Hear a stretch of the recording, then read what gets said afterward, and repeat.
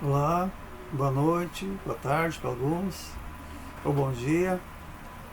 Vamos iniciar hoje um estudo sobre a palavra novamente. Então vamos estudar junto. Que seria sobre que nós erramos em não conhecer as Sagradas Escrituras, que é o nosso GPS para a nossa eternidade, para a nossa salvação, ok? Então vemos agora nessa ilustração que eu coloquei no início da introdução sobre a Bíblia, a Sagrada Escritura, como ilustração para nós, para iniciarmos esse pequeno estudo de hoje, ok? Então, continuando, nós erramos em não conhecer as Sagradas Escrituras. Continuando, para este conhecimento, nós podemos ter uma introdução aqui em Mateus 22, 29. Um homem que casou e morreu, e tendo 7 irmãos, seu irmão casou com ela, e morreu, e assim sucessivamente. Eles morreram. De qual dos 7 será a esposa na ressurreição? Agora vamos ter conhecimento referente a essa palavra. Portanto, na ressurreição, de qual dos 7 ela será esposa? Pois todos a tiveram.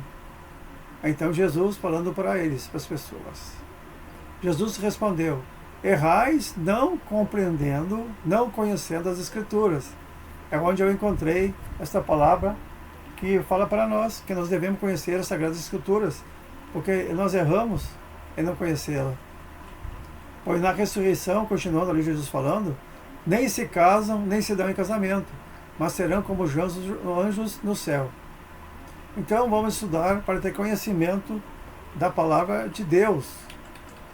Vamos abordar agora partes da Bíblia que fala sobre caridade em ajudar as outras pessoas. Porque a Bíblia enfatiza bastante sobre essa parte da caridade em ajudar as pessoas. Até eu tive ajuda de muitas pessoas na inundação, agora por questão de um ano e pouco, que eu perdi tudo, né? E muitas pessoas me ajudaram, mas isso aí não é causa de salvação. Caridade não salva. É uma parte da pessoa, do coração dela em querer ajudar. E de Deus também. Então vamos ver assim, ó. A caridade é essencial para um verdadeiro discípulo de Jesus Cristo, é claro.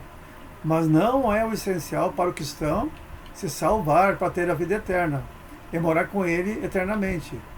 Há religiões que dizem que a caridade é a mais sublime virtude e a síntese de toda a moral, né? A frase fora da caridade não há salvação, que algumas religiões dizem. Fora da caridade não há salvação. Está errado. Salvação é em Jesus Cristo. É um lema errado e fora da palavra da verdade. Porque a palavra diz: conhecereis a verdade e a verdade vos libertará. E quem é a verdade que vai nos libertar? É Jesus Cristo. Então, o que Cristo diz sobre isso? Vamos ver.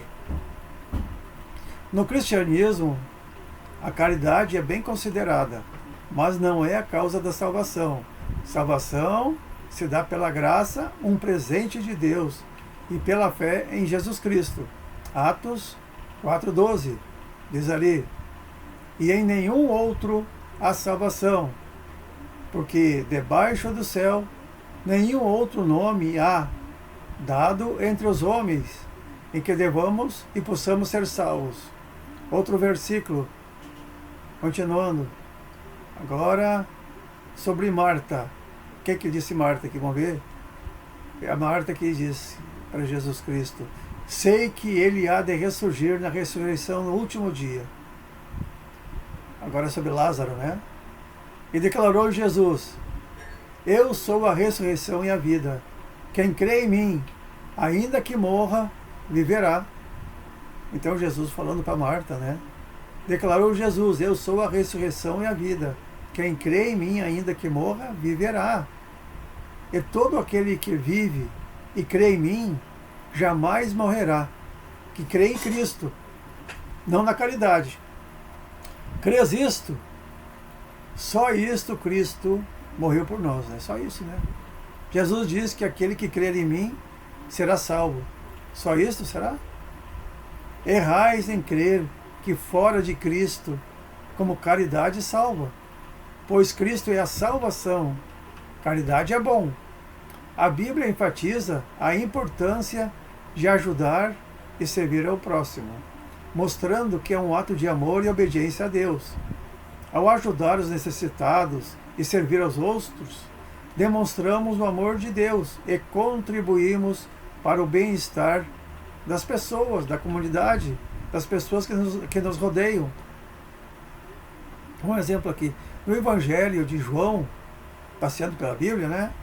No Evangelho de João, Nicodemos, um fariseu, encontra Jesus à noite para discutir sobre o reino de Deus e a vida eterna. Nicodemos, o fariseu, buscando, pergunta o que é preciso fazer para se salvar. O que Jesus responde? É necessário nascer de novo para se salvar, para entrar no reino de Deus, ou seja, para ter uma vida nova e eterna. Este novo nascimento não é um segundo nascimento físico, mas sim uma mudança espiritual, é uma renovação da vida interior. A conversa entre Jesus e Nicodemos é um ponto crucial no Evangelho de João, revelando a necessidade de uma transformação interior, um novo nascimento que é dado pela graça de Deus e pela fé em Jesus Cristo. Este encontro destaca a importância da fé em Jesus para a salvação e a importância da renovação espiritual para a vida eterna. A Bíblia, a Sagrada Escritura, onde Deus fala conosco, afirma em Hebreus 9:27, que aos homens é ordenado, permitido morrer uma só vez, e depois disso, o juízo. Em Hebreus, aí é uma das primeiras palavras que eu aprendi quando eu conheci a palavra de Deus das Sagradas Escrituras, que aos homens é permitido morrer uma só vez, e depois disso, o juízo. Tem muitas pessoas que dizem que morre e vem de novo, não tem como isso. Porque Jesus é o nosso exemplo. E ele fala para nós na Sagrada Escritura, é só nós lermos e pedirmos entendimento para o Espírito Santo, que ele vai dar sabedoria. Quando Jesus subiu ao céu, ele disse, eis que eu deixo o Espírito Santo em meu lugar e vai dar sabedoria, discernimento para vocês. É a palavra de Deus que diz isso. É só ler. Errais em não conhecer as Sagradas Escrituras. Então, a Bíblia afirma em Hebreus 9:27 que aos homens está ordenado, permitido morrer uma só vez. E depois disso, o juízo. A frase morrer uma vez só e depois o juízo do Evangelho refere-se à natureza humana e à promessa bíblica de que todos os seres humanos morrem apenas uma vez, após o que serão julgados por Deus. O texto de Hebreus 9:27-28 enfatiza que, assim como a morte é uma experiência única na vida humana, ninguém fica para semente, pode ter certeza. Cristo também foi oferecido em sacrifício uma única vez para a redenção dos pecados, e que ele voltará para trazer a salvação. Então, morte é uma vez só. A Bíblia, a Sagrada Escritura, estabelece que a morte é um evento único na experiência humana. Após a morte é um juízo que significa o julgamento de Deus. A passagem também menciona que Cristo foi oferecido uma só vez para tirar os pecados do mundo, né? E que ele aparecerá novamente para dar salvação aos que o aguardam, né? Quem aguarda a vinda de Jesus? Nós, que cremos na palavra, pela fé, cremos em Cristo, mesmo sem ver ele. Em resumo, a Bíblia ensina que a morte é uma experiência única para os humanos, seguida de um julgamento. Cristo, por sua vez, fez um sacrifício único para a salvação da humanidade. Ele vai retornar novamente a um julgamento chamado de Tribunal de Deus, ou Juízo Final.